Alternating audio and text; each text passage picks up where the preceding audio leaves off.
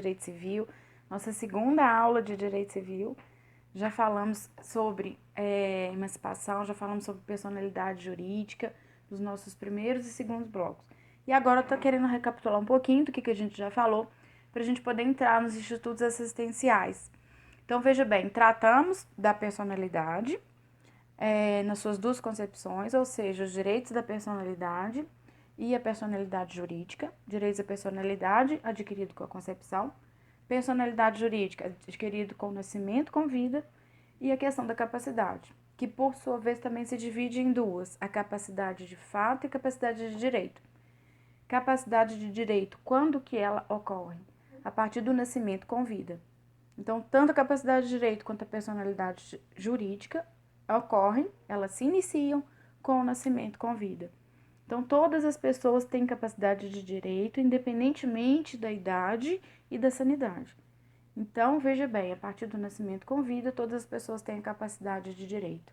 Agora, a capacidade de fato, aquela capacidade de exercício, ela só é obtida com a maioridade, ou seja, aos 18 anos, quando a pessoa passa, portanto, a ser apta a exercer sozinha todos os direitos na órbita civil. Falamos também da questão da emancipação. O que é a emancipação? É a antecipação dessa capacidade de fato. Falamos sobre as 3 espécies de emancipação e falamos também sobre o Estatuto da Pessoa com Deficiência. Então, paramos exatamente nesse ponto. Voltando aí, a pessoa com deficiência é aquela que, independentemente do tipo de deficiência, seja sensorial, intelectual, mental ou física, ela é considerada plenamente capaz. Então, quando que ela perderá essa capacidade? Quando, a depender de uma hipótese prevista no artigo 4º, inciso 3º, ou seja, quando alguma situação de absoluta incapacidade, vou colocar, projetar na tela para vocês. Quando uma situação que ela passa a não ter condição de exprimir a sua vontade, ela vai se enquadrar na hipótese do artigo 4º, inciso 3º, que é da relativa incapacidade. E os institutos assistenciais, quando que eles serão utilizados? São 3 institutos assistenciais. E o que são esses institutos assistenciais? São os institutos que vão serem utilizados para que uma pessoa possa resguardar e a proteger os interesses patrimoniais e existenciais de uma pessoa que está submetida ou à tutela ou à curatela e agora, com o Estatuto da Pessoa com Deficiência, tomada de decisão apoiada. Então, são esses 3. Quando que são cabíveis? Primeiro, vamos falar da tutela. A tutela é um instituto assistencial em que o tutelado ele vai ser menor, ou seja, com 16, até os 16 anos, e que ele não tenha os pais para poder representá-lo. Então, o menor, ele tem capacidade de direito? Sim. Só que ele não tem capacidade de fato. E quem que exerce por ele os atos da vida civil? Os seus representantes, até ele completar os 18 anos. Então, de 0 aos 16, ele é representado pelos pais e de 16 aos 18 ele é assistido. Então, se ele não tem os pais, seja por morte, ausência ou perda do poder familiar, ele vai precisar de alguém que exerça por ele esses atos, ou seja, que o assista nos atos da vida civil, que proteja e resguarde os seus interesses, sejam os interesses patrimoniais, sejam os interesses existenciais. É a figura do tutor. Então, a tutela incide exatamente para um instituto assistencial ao menor de 18 anos. Então, até os 18 anos, a pessoa que não tem os pais, ela vai ser tutelada. Então, eu gostaria de projetar com vocês aqui o artigo 1728, que trata exatamente das hipóteses de cabimento da tutela. Então, os filhos menores são postos em tutela com o falecimento dos pais ou sendo estes julgados ausentes, ou em caso de os pais decaírem do poder familiar.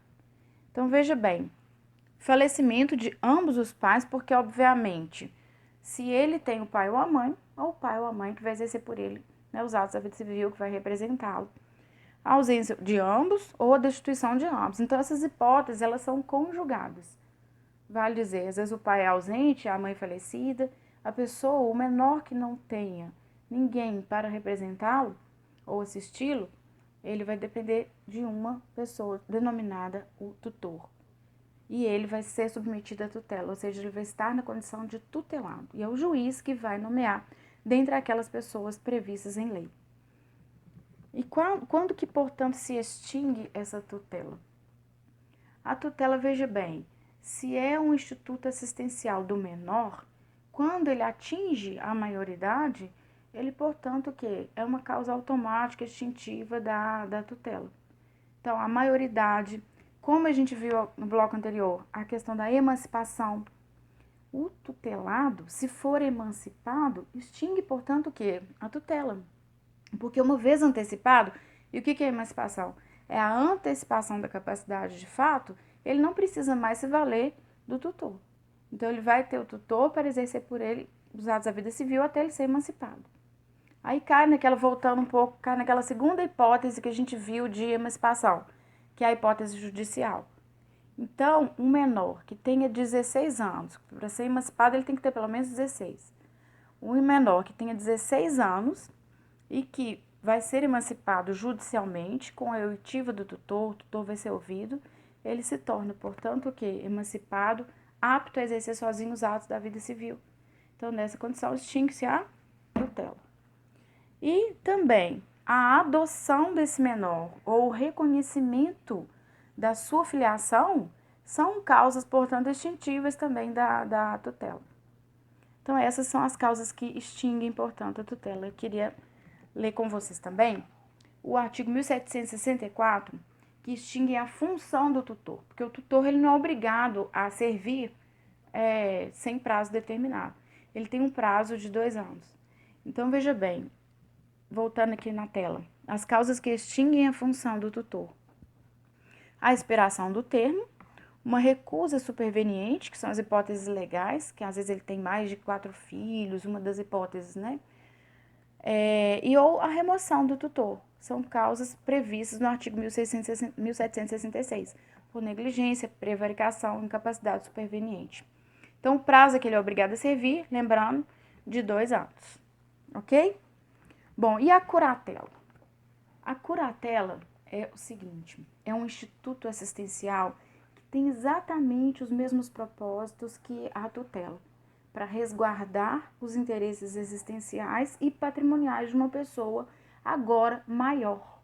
Então, qual que é a diferença básica da tutela para a curatela?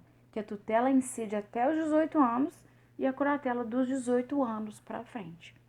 Então, o maior que incapaz, ele vai ser submetido à curatela. E quem seria o maior, ou seja, o maior de 18 anos, submetido à curatela? Aqueles também que se enquadram nas hipóteses do artigo 4º, que trata da relativa incapacidade. Então, a tutela até os 18 anos e a curatela dos 18 para frente. Mas, obviamente, quando você tem 18 anos, atinge a maioridade, você está apto a exercer sozinho os atos da vida civil. Mas, veja bem, se por alguma das causas do artigo 4º você perder a sua capacidade, você vai ser curatelado. Então, o maior capaz é submetido à curatela. Um exemplo muito claro, quem entra em coma. Então, a pessoa, ela tem 18 anos, já tem, né, mais dos seus 18 anos, já atingiu a maioridade. A partir dos 18, se ela entrar em coma, uma doença degenerativa, que suprime o seu discernimento, a sua vontade, a sua forma de manifestar a sua vontade, essa pessoa vai depender sim do curador. Então, é um instituto assistencial, o juiz vai nomear o curador, dentre aqueles previstos na lei, para que exerça por essa pessoa todos os atos da vida civil.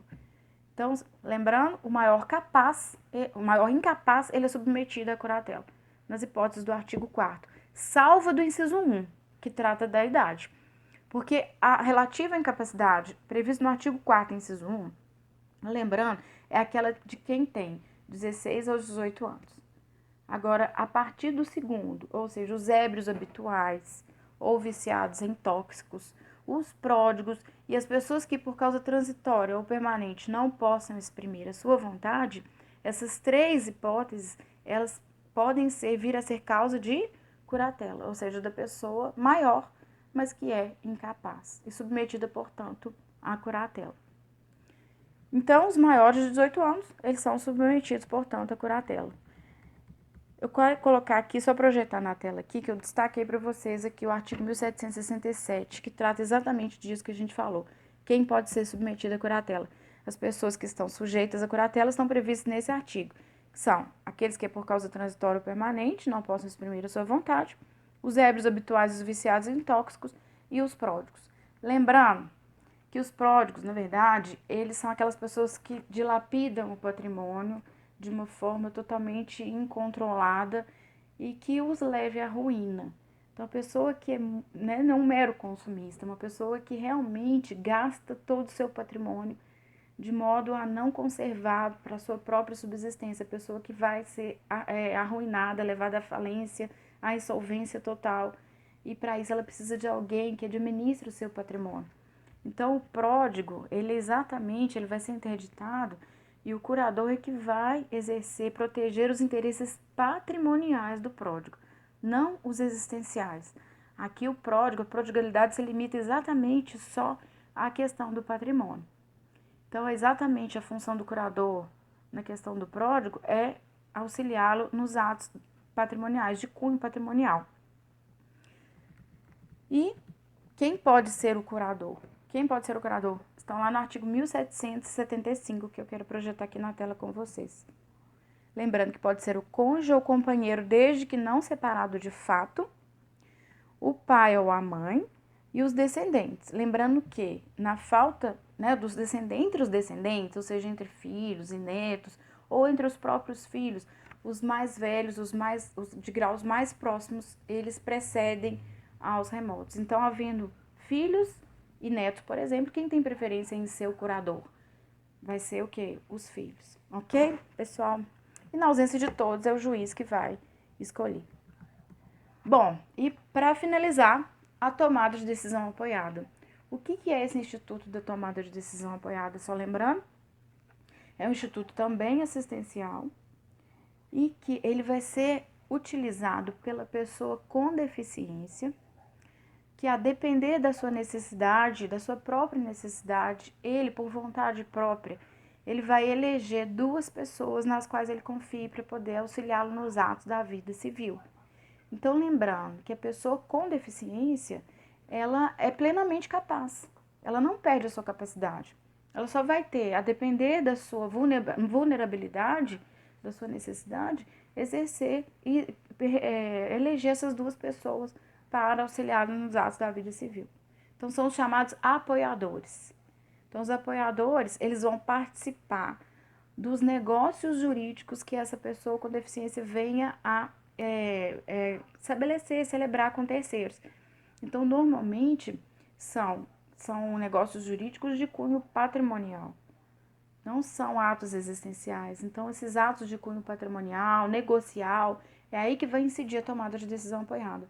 Porque a pessoa com deficiência, ela vai eleger, e essa eleição ela é feita judicialmente, um processo de jurisdição voluntária, em que o juiz vai analisar quem são os apoiadores nomeados e essas pessoas vão auxiliá-los. Uma vez tomado ali todo o apoio, os limites do apoio, o prazo do apoio, a pessoa, ao celebrar negócios jurídicos de natureza patrimonial, vai contar com o apoio dessas outras pessoas, que vão normalmente assinar também com ela esses contratos, esses negócios que ela venha fazer. São chamados apoiadores. Então, processo de jurisdição voluntária. Então, lembrando que a pessoa com deficiência, ela não perde a sua capacidade, ainda que submetida à tomada de decisão apoiada. É mesmo um instituto, o que? Assistencial, auxiliar. E eu gostaria de ler com vocês aqui o artigo 1783 do Código Civil, que trata exatamente dessa tomada de decisão apoiada. Lembrando que ele foi inserido pelo Estatuto da Pessoa com Deficiência no Código Civil no 1783-A. Então, ele surgiu, portanto, com o EPD também. Então, a tomada de decisão apoiada é o processo pelo qual a pessoa com deficiência elege pelo menos duas pessoas idôneas com as quais mantenha vínculos e gozem de sua confiança para prestar-lhe apoio na tomada da decisão sobre os atos da vida civil, fornecendo-lhes os elementos e as informações necessários para que possa exercer a sua capacidade. Então, pessoal, é isso. Só fazendo, então, portanto, um breve esboço do que a gente estudou. Estudamos tutela, nesse terceiro bloco, tutela, curatela e tomada de decisão apoiada. Tutela é um instituto assistencial para as pessoas menores, obviamente menores de 18 anos. A curatela é um instituto assistencial para a pessoa maior de 18 anos, mas incapaz, e que se enquadre numa das 3 hipóteses do artigo 4º lá da relativa incapacidade, que são o quê? Os ébrios habituais, os viciados em tóxicos, os pródigos ou aqueles que, por uma causa transitória permanente, não possam exprimir a sua vontade. E, por último, esse novo instituto, que é a tomada de decisão apoiada, trazida aí pelo EPD para auxiliar as pessoas com deficiência nos atos da vida civil, nos atos de cunho patrimonial. Mas desde que essa pessoa, lembrando, não perde a capacidade. Ela é plenamente capaz, ainda que submetida à tomada de decisão apoiada. Ok? Então, um abraço e até a próxima.